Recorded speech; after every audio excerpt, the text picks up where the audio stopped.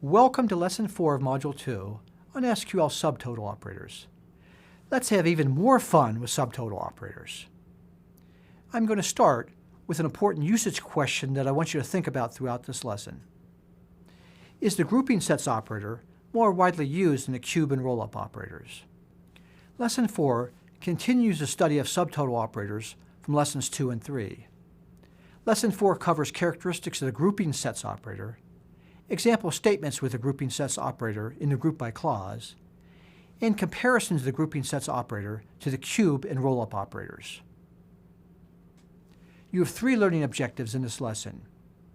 Your primary goal is to write select statements with the grouping sets operator after this lesson. To demonstrate understanding of the grouping sets operator, you should be able to convert statements with the cube and rollup operators into statements with the grouping sets operator. As a more reflective goal, you should think about the importance of the grouping sets operator. Let's begin with basic characteristics about the grouping sets operator. The grouping sets operator provides complete flexibility to generate any set of subtotals.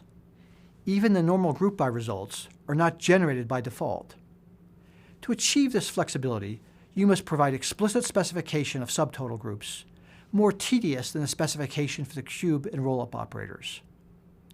The explicit specification for the grouping sets operator has some similarity with writing a union query to generate subtotals.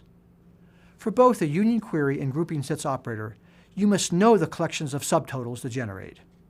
This example shows a select statement using a grouping sets operator. The statement summarizes store sales by zip code and month for 2016 sales in the USA and Canada with one computed column, sum of dollar sales. The grouping sets operator explicitly specifies the complete set of subtotals. The new syntax in a statement is the grouping sets keywords with a list of subtotal groups after the group by clause.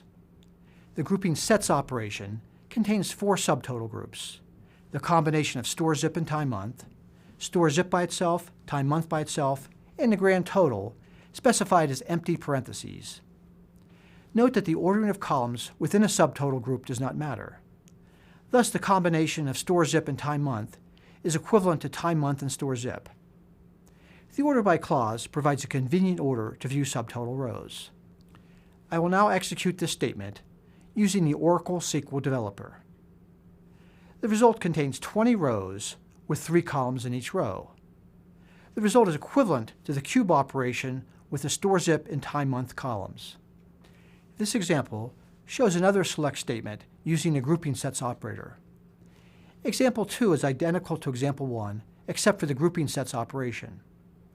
In this example, the grouping sets operation contains 3 subtotal groups: store zip by itself, time month by itself, and the grand total, specified as empty parentheses. The default group by totals are omitted as a subtotal group that is a combination of store zip and time month is omitted in the grouping sets list. I will now execute this statement using the Oracle SQL Developer. The result contains 8 rows with 3 columns in each row. The result contains subtotals for store zip by itself, time month by itself, and the grand total, but no subtotals for the combination of store zip and time month. These partial select statements allow convenient comparison of the rollup and grouping sets operators. Complete select statements can be found in a document in Module 2. Examples 3 and 4 show a rollup of 2 columns and the equivalent grouping sets operation with 3 subtotal groups. Note that the order of the subtotal groups in the grouping sets operator is not important, but the order of columns in the rollup operation is important. For clarity, the subtotal groups are listed from largest, that is a combination of time year and time month, to smallest, the empty subtotal group for the grand total. Examples 5 and 6 extend the examples to 3 columns in the rollup operation and 4 subtotal groups in the equivalent grouping sets operation. I will now execute the complete statements using the Oracle SQL Developer. For examples 3 and 4, the results contain 6 rows with 3 columns for both examples. The order by clauses make the results easier to compare. For examples 5 and 6, the results contain 10 rows with 4 columns for both examples. These partial select statements allow a convenient comparison of the cube and grouping sets operators. Examples 7 and 8 show a cube of 2 columns in the equivalent grouping sets operation with 4 subtotal groups. Note that the order of subtotal groups in the grouping sets operator and columns in the cube operation are not important. For clarity, subtotal groups are listed from the largest, that is a combination of store zip and time month, to smallest, the empty group, for the grand total. Examples 9 and 10 extend to 3 columns in the cube operation and 8 subtotal groups in the equivalent grouping sets operation. I encourage you to execute the complete statements and verify equivalent results. You can find the complete select statements in a document in Module 2. This lesson continued the presentation of SQL subtotal operators from Lessons 2 and 3.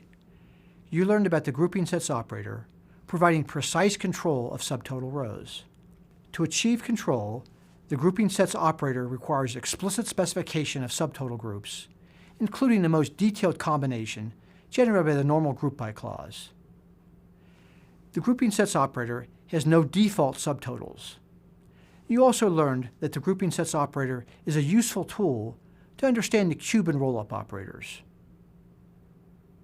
In answer to the opening question, I suspect that the grouping sets operator is less widely used than the rollup and cube operators.